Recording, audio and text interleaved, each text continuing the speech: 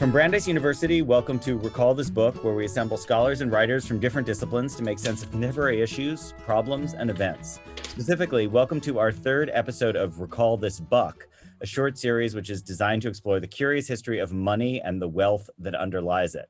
If you haven't yet heard our episodes with Chris Tizan and Peter Brown, you may want to check them out. So our key question today is simple. What is the nature and origin of the glaring and the growing inequality that everywhere defines wealth distribution in the 21st century, both between societies and within them? And perhaps more importantly, as Philip Larkin puts it, why aren't they screaming? He's talking about death, not inequality, but I think the point remains the same. That is, what sorts of stories do societies and individuals within those societies tell themselves so as to tolerate such inequality and the poverty and misery it produces, and even to see that inequality as part of the natural order of things? So I think nobody has been more persuasive in recent years in framing and also in beginning to answer those questions than our guest today, the French economist Thomas Piketty, or Thomas Piketty, as I will try to call him when he appears.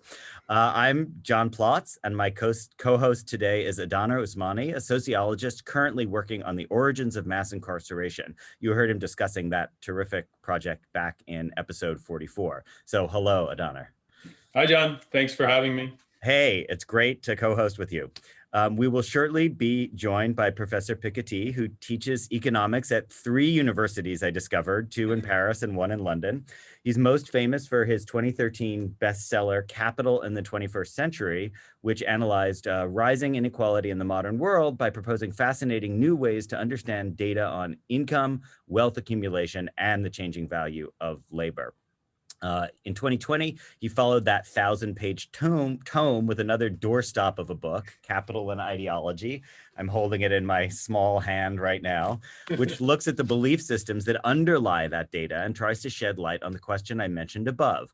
Where does inequality come from, and why do societies naturalize and put up with it? So why aren't we all screaming?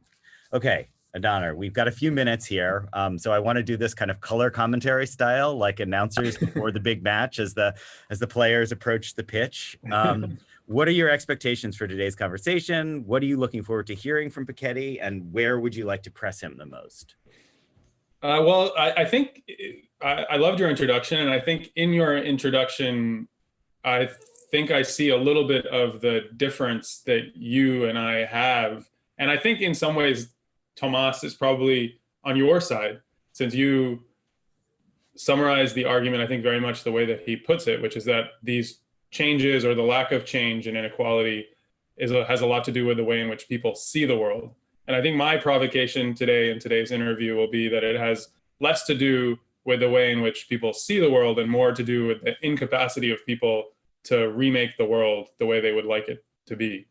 So you're saying that we can you're saying that realizing the situation or envisioning the ideological, presuppositions of a society is irrelevant to actually changing it. I think that would be the strong version of the argument. I think and that version of the argument might apply to something like, let's say, hypothetically, American slavery or something like that. Mm-hmm. Our explanation for the reproduction of American slavery over time might be that slaves accepted slavery, but it might also just be that slaves didn't accept the rule of their slave owners, but were forced to accept it by the fact that they had no means to challenge the rule of slave owners.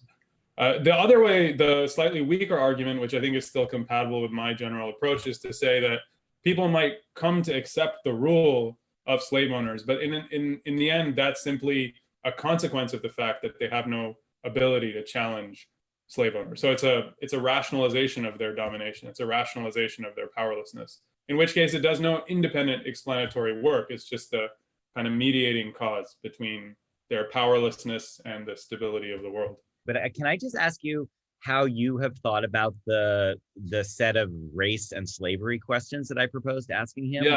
Yeah, it's a great question. I mean, how did you put it exactly? I mean, I just kind of wanted to know where the line of causality was, because I feel like, do you understand slavery as producing racial ideologies, or do you think of race thinking as, legitimizing and opening up the door to slavery? Well, the way that you just put it there, I think both of those things could be They true. could. They well, could I mean, both as be in true. like race could definitely legitimize racial ideology. I think certainly had the function of legitimizing slavery. I think the question I might ask is, in whose eyes and for whom? That's one of the bigger questions I have about ideology in his book, is that he seems to want to argue that ideology is about convincing the ruled, not simply the audience of ideology is the ruled. But for slavery, that seems particularly weird in some ways, right? Is it the case that racial ideology really convinced slaves to be reconciled to slavery? I'm not so sure. I'm not sure how he would answer that. I think it's I think it's a great question. I guess the other set of questions I have, but they're harder to ask, it have to do with like the long tail of slavery. So in other words, think about wealth distribution in the United States and its profoundly racial nature. Like, how do we link that to the legacy of slavery? Like, do we see it as coming out of the proprietarian ideologies of the 18th century, or is it something that's more ongoing in the present day? And if so, what's the account of that? Yeah, it's a great question. But I mean, to the extent that, so do you mean something more than simply, is it the simple consequence of the fact that after slavery, because of slavery, white people had such a disproportionate share of America's wealth, and then you sort of just run the American experiment forward and that's what continues? Is that kind of the question? Or is there specifically an ideological element that makes it difficult to challenge?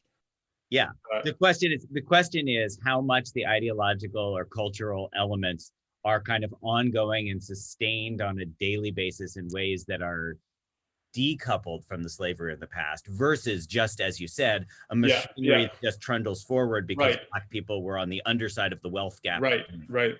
I think it's a good question to ask Piketty, because cross-nationally this becomes, I mean, if it's the case that we see that it's difficult to challenge slavery, is challenge wealth inequality everywhere, it would seem that America-specific explanations might need supplementing, because it can't simply be things that are specific to America that make it difficult to challenge wealth inequality, because everywhere is having trouble challenging wealth inequality. Right. Yeah, I mean, so that's, I really value I think the chapters on Haiti and the way that the debt was calculated, the ongoing debt of slavery, the so-called compensation for slave owners, like that was still being paid off from Haiti, is just an amazing question. Okay, so I'm going to admit him and we're going to Fantastic. Go. Okay. I hope. Hello. Bonjour. Hello. Okay. Merci beaucoup et merci pour parler anglais. We really appreciate it. Okay. I know. Thank you so much. So I'm John Plotz. I'm the one who emailed with you, and my colleague will ask the first question, I think. Okay.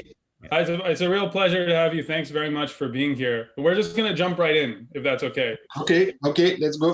So one of the things that I really admired about Capital and Ideology was the way in which you tackle both analytical and normative questions. So you give us an account of the evolution of inequality over time and place, but you also tell us very forthrightly about what we should do about it, about what governments should do about it. I wonder if you could speak, just to start, a little bit more about the relationship between kind of the descriptive and the prescriptive in your book. This is a book about the history of inequality regime. And as you know, one of the main conclusions is that this history is primarily determined by political forces, ideological forces, because all human societies and all, actors and both, at the bottom of society or at the top of societies, are trying to give meaning to equality and inequality and to make sense of the world they live in. And so it's not, I did not invent, normative perspective on inequality. People have a normative perspective on inequality, and to me it will be sort of strange if, as a scholar, I would sort of put myself outside of society and just. So, of course, I'm trying to have some distance, because I'm very fortunate to have a job where I can spend days and weeks and months just reading books and working with data. I can look at historical periods which are now very far away from us. So it's possible to put a distance But I think at some point we have to, we're so fortunate to do this job as academic. We have to try to return a little bit, for what we have received. I mean, I love the book in general, but one of the things I love most is your account of the slave societies and their intimate integration into the proprietarian ideology.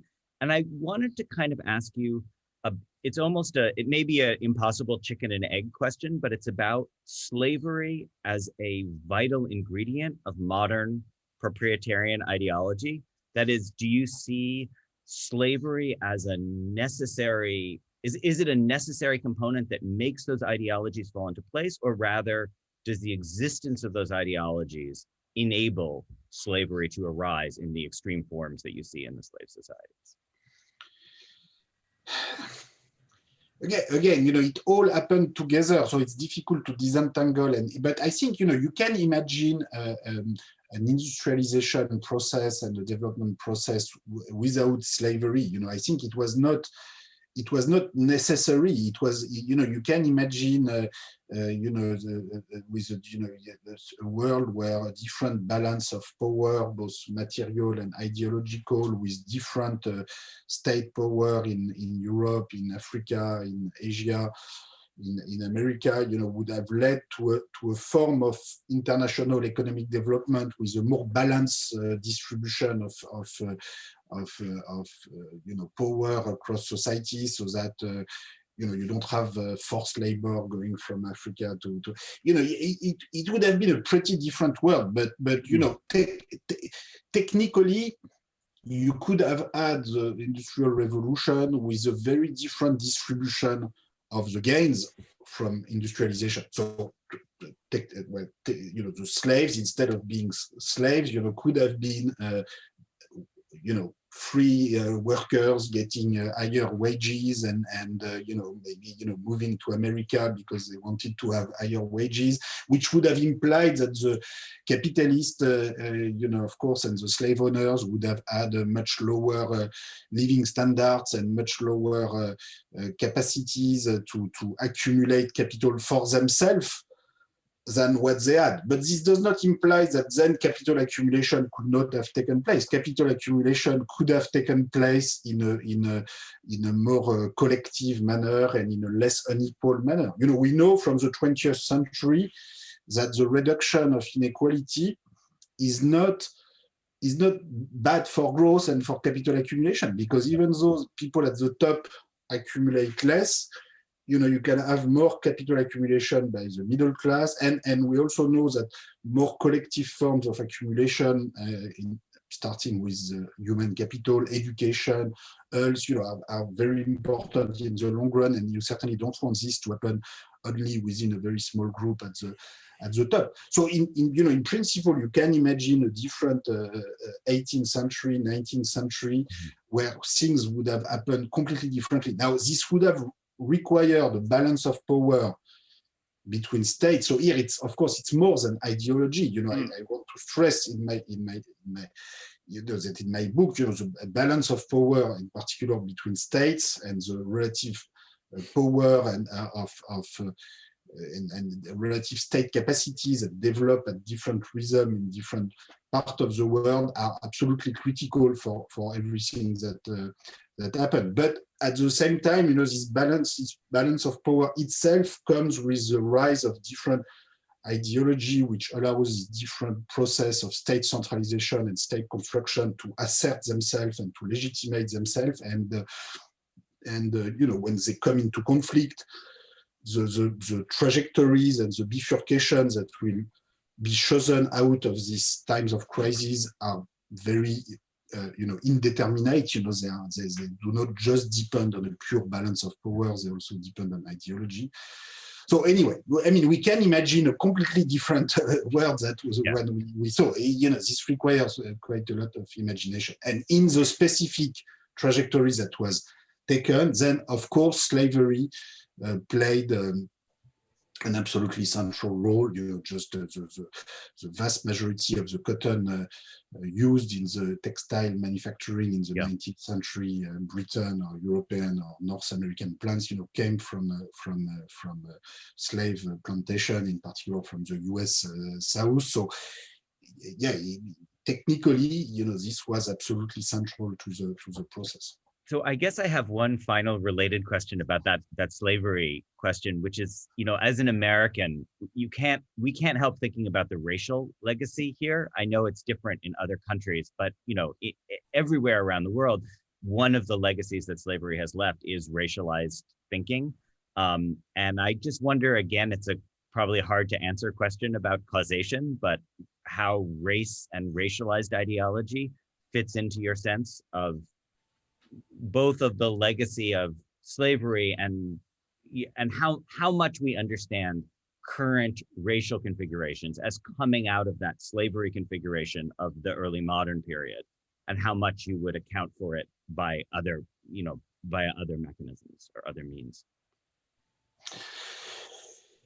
I think both in the US, but and more recently in Europe, we have been we've tried to forget and we've tried to neglect, how important, this legacy was. And but I think we have to confront this legacy. And I try to, in my book, I try to show that, there's a discussion about reparation, which we need to have, together with a discussion with sort of a more universal perspective on economic justice for the future. But we need to articulate the two logics. So in terms of reparation, I think it's not only in the US. Well, in the US, it's striking that U.S. Congress voted in 1988 a law to transfer, $20,000 to all Japanese Americans that were still alive in 1988 and that were interned during World War II. Somehow, the African Americans who were subject to segregation until the 1960s, so they were not in jail for 1 or 2 years, but sometimes for 20 years, 30 years of their entire life, they could not walk on the same street, go to the same school. This is a serious, prejudice and a serious, and it would have made sense in 1964 or in 1988 or today, to have a similar kind of symbolic reparation and not only symbolic, some material dimension, and it would have made even more sense, of course, in 1865. And as a promise actually was made at the end of the Civil War that they would receive, 1 mule and 40 acres of land. And of course, this promise was never applied. But France received, the French state received from Haiti, huge payment for almost 1 century and a half, between 1825 and 1950, in order to compensate, the slave owners in France, in metropolitan France, which had lost their property because of the independence of Haiti. And when people in France today say, oh, this is a long time ago, it's too late. Well, okay, it's too late, except that, there are expropriations that took place during World War II or sometime even during World War I, which we're still compensating today, and probably rightfully so. But then if you refuse to have a discussion about Haiti or racial segregation in the US, then you are in troubles, because then you give people the feeling that the notion of justice that you're trying to build is not really fair, is not treating different prejudice and different discrimination in the same way. And I think a big part of the difficulties we have, just to live together today, if you think of the issue of anti-Semitism, the issue of attitudes toward Islam, the issues of racial conflict in the US. A big part also of this conflict have to do with our difficulties to come with a notion of justice in terms of reparation for past prejudices, whether they happened during World War II or during slavery or during colonialism. Some people in my country, in France, still believe that, this is a US problem and that in France, this is not an issue. But, segregation it's not only the payment from Haiti. Segregation in the colonial empire or in Algeria until the 1960s was in many ways comparable to that in the US South, and this is something which people have had a hard time confronting. At the same time, we need to look at the future. And so when I propose a minimum inheritance for all, 120,000 euros at the age of 25, this is really for all. Whether your ancestors were slaves or slave owners, everybody will receive 120,000 at age 25. So I think we need to do both. We need to have some specific reparation, sometimes symbolic, pedagogical, museum, sometimes material for some specific injustices of the past, and at the same time, look at the future of universal redistribution mechanism, which will, in practice, benefit a lot to the people who come from the minority groups, which are still, very much concentrated in the lower socioeconomic groups of societies, either minority members of US society or post-colonial migrants in European societies. But we need to have both the reparation and the universal perspective on economic justice, and that's the difficult part, because very often people want to hear only about one or only about the other, and finding the right balance between the two is very complicated.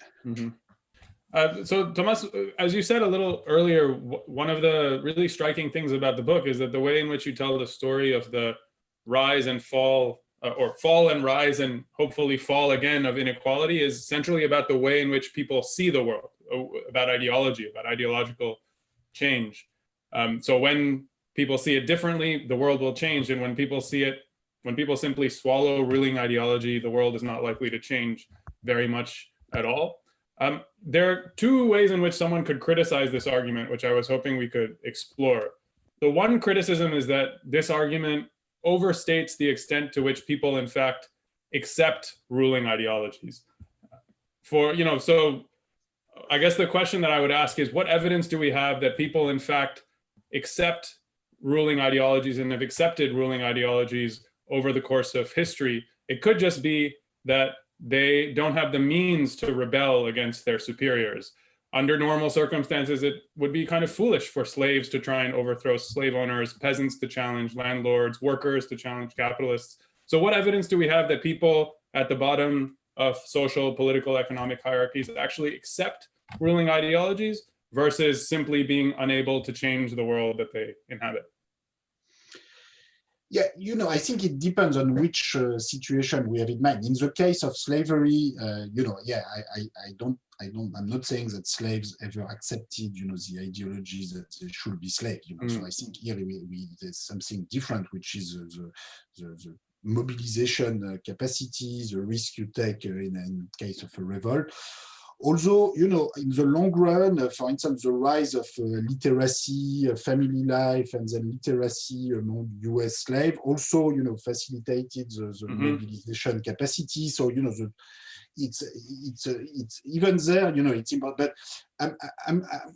But what I, generally speaking, okay, slavery is really the extreme example where you don't need to have a very sophisticated counter ideology to be against the ideology of slavery when you are a slave.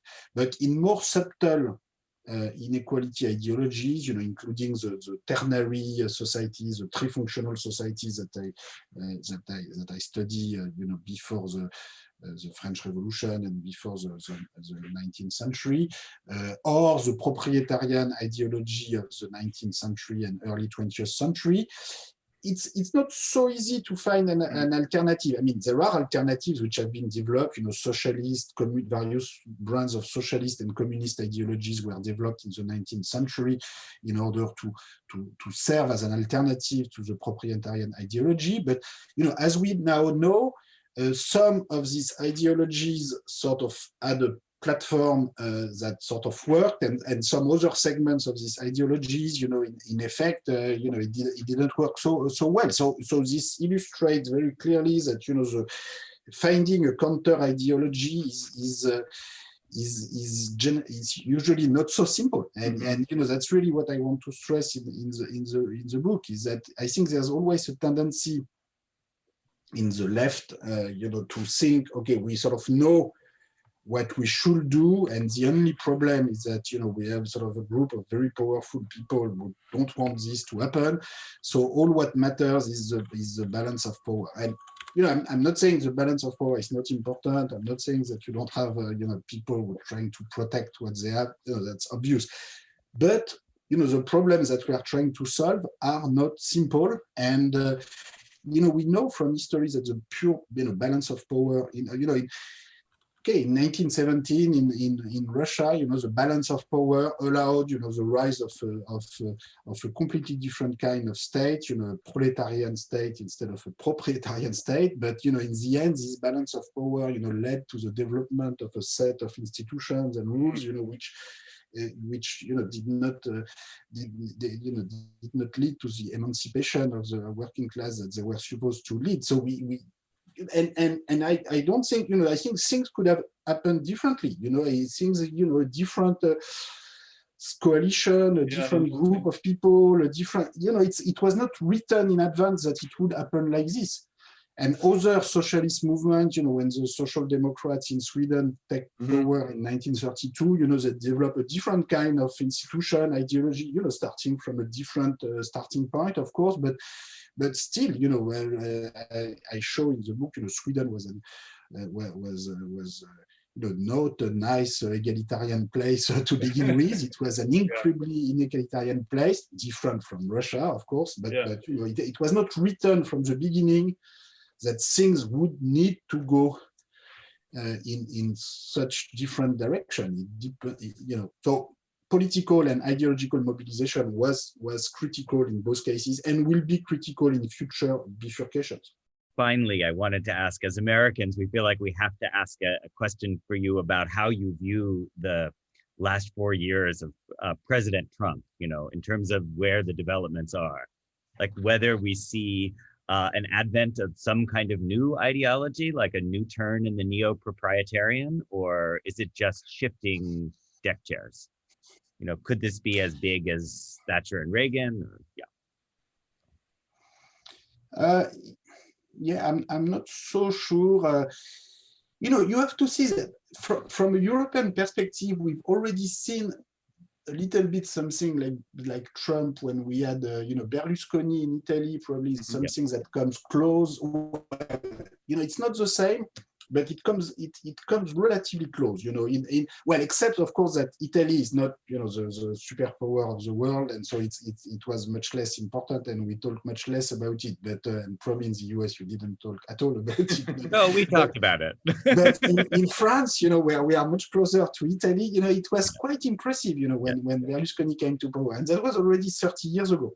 And Italy is interesting because it's sort of it's very close to us, when we are in France, and at the same time, that's the level of sort of complete decomposition of the political system, of the post-war political system, is in a way much more advanced. Well, advanced. I'm not sure we will all go in this direction, but unfortunately, that's not completely impossible. And so anyway, so what I mean is that it's not. But the institutions, the federal institution in the US, of course, have lots of problems. I mean, the good news is that I don't know if it's a good news for the US, is that European federal institutions have even more problems. Are even not more good problematic. News.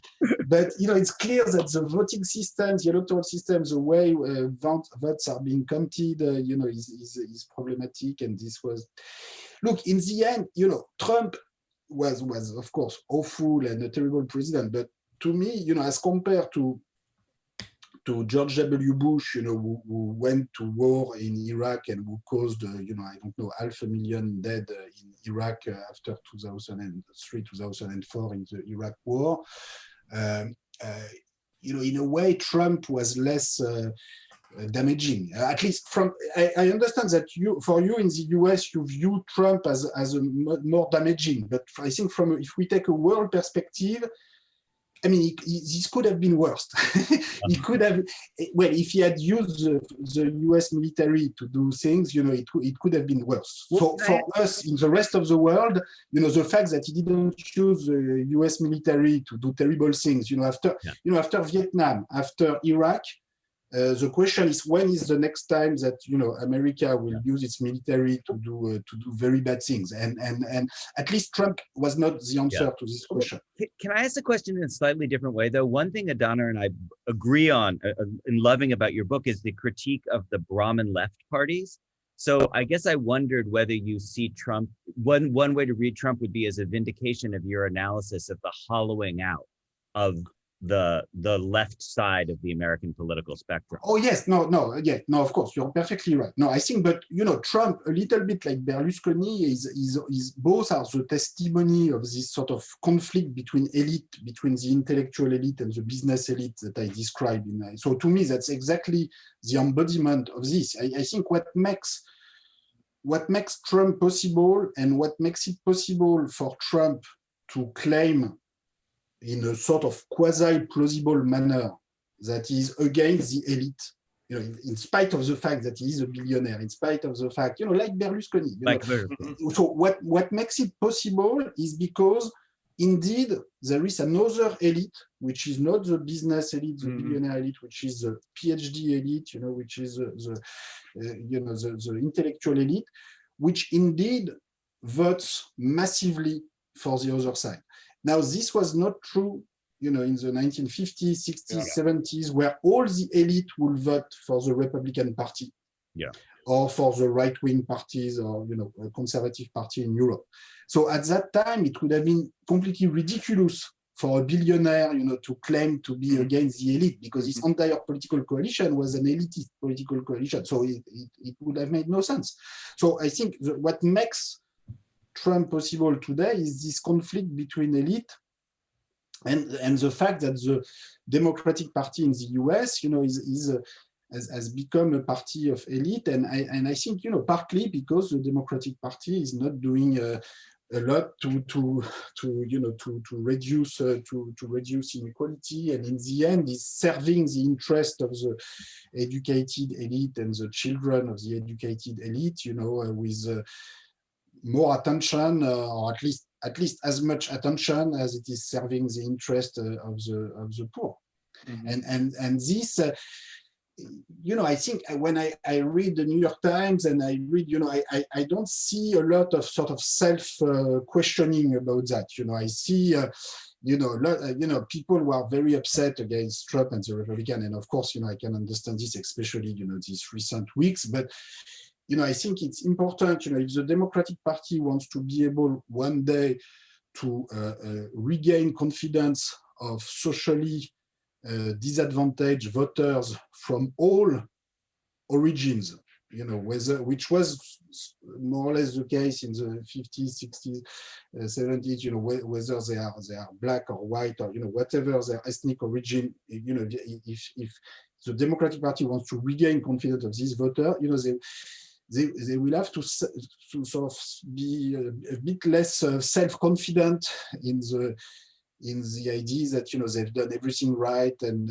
they they don't have to change anything to their policy platform, and it will take a very, very long time,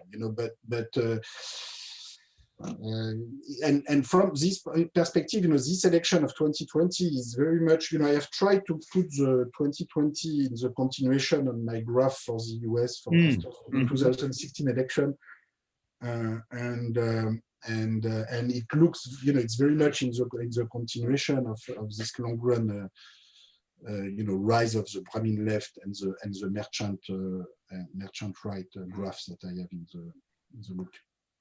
Yes. Okay. Well, fantastic. Yeah. Thank you so much. Okay. We're very grateful for your time. Yeah. Thank you. I hope to see you in Boston for Rio. Okay. Okay. Well, thank you very much. That's awesome. Okay. Thank you. Bye. Bye-bye. What do you think? I thought he was great. I mean, I thought it was very typical of interviewing, celebrity intellectuals, which is that he has a lot of stuff to say. He said a lot of it before, but as he talked, even not necessarily with our own interlocutions, he developed, unexpected angles. So there were many things he said that I was pleased to hear. Yeah. What did you think? Yeah, I thought something similar, which is that I think it's always a difficult form of engagement because he comes expecting to give sort of responses that he's given before. And I think he was expecting questions like, summarize the book's argument, da, da, da. My brother who interviewed famous people for a long time calls it Control F5. Like you just have the cut and paste answer that you just drop in there and then you're done. Yeah. But I thought he went sort of furthest from that in the discussion in response to your question about slavery and proletarian ideology. I thought that was interesting to hear. Though actually, Adaner, I was going to say, I thought the thing that he said about slavery that was the best was the way he continued to think it through in response to your question about change, like whether ideology was pervasive even at the bottom. Because he said, okay, he took your point immediately about slavery and mechanisms of control. But then the subtle thing that he added, which I think is totally right, but I've never heard anyone put it in this context, is that like there is actually rising literacy and rising economic opportunity, at least in the border states, for slaves in the 40s and 50s. Like that's actually part of the story. I mean, Frederick Douglass is the metonymy for that. Yeah, but Douglass is not the only person who manages to go north and is able to kind of be part of whatever Michael Warner calls the evangelical public sphere, and that's significant, absolutely. Yeah. That was interesting. And then, if we had more time, I think I would have asked him to make that distinction that he was making between a certain form of dominance, which is sort of like slavery, I suppose, and these other forms of dominance, because he seemed to want to draw that distinction quite sharply. But I would wager that it's sort of more a continuum. I mean, like life in ternary societies is also full of domination. Totally. And also the point about, I had forgotten that colonialist is an entire separate ideological structure in his argument. There's like proprietarian, slavery, slave, and colonialist. And I think colonial context would be a great way of thinking about that, right? Because they are on a continuum of exploitative property relations, which is something other than being being owned by another human being for labor, but you're in this position of just like distanced oppression. Yeah. I think that's right. Yeah. I mean, I wonder if you might extend the argument the same way. I mean, if you think maybe Gandhi here would be the metonymy for this, that when people in colonialist situations of asymmetrical power relation also get access to the weapons of the absolutely. That exact same argument I think could be made about the Indian nationalist movement. Gandhi, Nehru, all of these people I think were in some ways products of certain concessions that the British had begun to make. And then also there was a rise of a Indian labor movement after India started to industrialize under the British in the 19teens and the 20s. Totally. I think maybe after you can even see in South Africa. I mean, one of the things when Gandhi goes to South Africa, what puts him in a position of power is Indian labor. Yeah. No, I thought he was. I mean, I agree with you that the discussion about slavery was really interesting. But can you just help me parse it as a social scientist? Because I feel like his answer to the question of like, could it have happened without slavery was something like, well, theoretically, anything is possible. It could have, but it never did. Is that what he was saying? I think the way that I understood the argument that he wanted to make is that I thought he was directly answering your question, is there a necessary connection between proprietarian ideology and slavery, which is, he was replying to say that there is this historical connection, but there in fact is no necessary connection, because you could have imagined exactly the same tenets of proprietarian ideology in a non-slave context, in a world without slavery. But I think the evidence for that would be countries that didn't have a slave past. So that's what I was waiting for. Like I almost wanted to push him, but I was hoping he would just bring up a case. Is there such a case? I mean, it's like I mean, I suppose various European countries. You could try the Scandinavian countries. I was just thinking, but they did have serf relations, didn't they? They absolutely did, yeah. But that would be different, I think, than overseas colonies or slave societies. I think that would be right. But obviously, I mean, one reply could be that there's these ideas migrate transnationally, and so Yeah. Simple as as discrete national histories with discrete consequences. Right. Right. But I think that is what he had in mind without saying it. Yeah. Yeah. I think that's. Do you find that compelling? No. I mean, I don't know. I mean, I guess. Okay. Well, here's where I definitely think he punted. I think he punted on the question of race and like the derivation of the current day forms of racism. Like, I completely agree with everything he said about reparations. I actually thought that it wasn't just that it was eloquent, but the directness with which he linked the legacy of slavery to the need for reparations based on existing structural inequalities is exactly like, it was very well put, and it relates to what you were saying, which is before he came on the line, which is we could understand slavery as part of the mechanism that started things going, and they just trundled along under the same mechanism. So that makes perfect sense. But what he didn't talk about was the kind of cascading consequences of race thinking, like yeah, no, not at all. I mean, I think when you asked that question, you sort of jumped straight to his control F5 policy answer, which is we need both and I think that's what he's been thinking about a lot. There's a lot of that in the book. Yeah. But yeah, you're right that I mean, in his defense, it's not an easy question. No, of course not. And it's quite a tricky question. Right. Anything he said, he would get attacked from, 99 out of 100 sides because everybody has their own side on it. So we get that point. So do you think that's strategic on his point to just not tackle race except in the abstract? Well, it's a very compelling answer. And if you want to build sort of goodwill about your policy agenda in intellectual spheres, I think, to say we need both this and this. People have been arguing about this and this, but we need both and I think that in some ways is a compelling way to approach the debate. I like that point. Well, it's certainly I've forgotten that his amount is 120,000 euros. So it's like it's sort of hard to argue with that because you're telling everyone, I have a check in my hand for 120,000 euro. Right.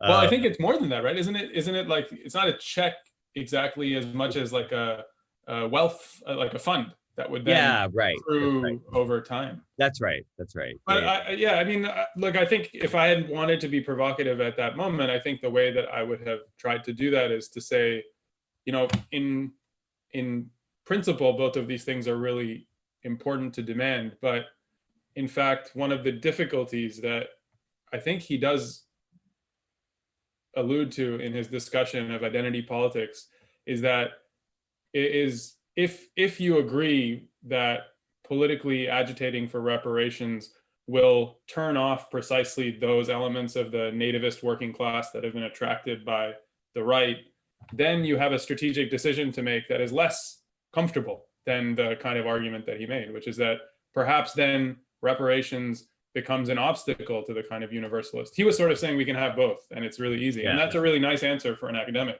But I think a political strategist would reply to say, no, reparations pull terribly with the white working class. And so they'll run away from our coalition if we foreground reparations. Interesting. Yeah. So speaking of coalitions, let's talk about the Brahmin left a little bit. What did you, as like, I guess, presumptive members, and it's certainly like beneficiaries of its policy. Self-flagellating members of the exactly right. Well, it's like that's the defining feature of being a member of the Brahmin left, as far as I could tell. Like, if you ain't self-flagellating, you don't belong. So yeah, what do you think? Does his analysis ring true? Yeah, I mean, I find those graphs in the book some of the most compelling. Me too. Compelling empirical material that he presents, because I mean, the question that we didn't exactly get to ask. Tell our listeners about one of those graphs. Like, what is it particularly compelling? Yeah, so the graph that he alluded to at the very end, which he said that he had added 2022, shows that the correlation between being college educated and voting for the left has flipped over the last 60, 70 years of American history. So controlling for all the other confounders that you can observe, college educated people used to vote more for the right in like the 40s and the 50s. I can't remember how far his data goes. And now they vote much more for the left. And so there's this evolution then of what he calls the Brahmin left. And he said 2020 sort of continued this trend. And now college educated people are even more likely to vote for the Democrats than for, I find that explanation that the explanation that he offers. So I find the description profoundly fascinating and important. But I find the explanation really wanting in the book. The explanation that he offers is something like, I mean, and it's partly because this is a polemic, or not a polemic, but like an intervention into a political debate. He argues in the book, similarly to what he said in the interview, that these politicians of the left have abandoned the working class and turned to these college-educated voters. And so, in other words, it's a choice that political parties have made that they need not have made. Mm-hmm. But I think the fact that this is something that is happening in every single advanced capitalist country, which is what he shows in the book, suggests that it needs to have, we need a deeper explanation than simply a choice that these sort of conniving politicians have made. There's something deeper happening in politics in these countries. I think that's very fair. Well, thank you, man. That was great. Yeah, I really enjoyed that. I'm sad we didn't get to ask him. I mean, there was a moment actually where I thought you were going to jump to your Ursula Le Guin point. I know. More or less making Ursula Le Guin's points himself. Yeah, he really was. I mean, I maybe we'll put that Ursula Le Guin quote up in the show notes, because that's definitely, I know. I wanted to do it. I wanted to try to blend Le Guin and Trump into one grand question, but I couldn't get there. Yeah. Okay, cool. All right. Cool. Pleasure doing business with you. Yes, absolutely. That was a lot of fun. Recall This Book is sponsored by the Mandel Humanities Center. Music comes from Eric Cheslow and Barbara Cassidy. Sound editing by Claire Ogden. Website design and social media from Nai Kim. We always want to hear from you with your comments, criticism, or suggestion for future episodes. If you enjoyed today's show, which coincidentally was recorded on the morning of January 6th, 2021, please be sure to write a review or rate us on iTunes, Stitcher, or wherever you get your podcast. As well as those earlier Recall This Buck episodes with Chris Dizon and Peter Brown, and our conversation with Adaner about mass incarceration, you may be interested in 2 discussions of the January 6th insurrection, one with David Cunningham, the other with Brandeis history professor Greg Child. From all of us here at Recall This Book, thanks for listening.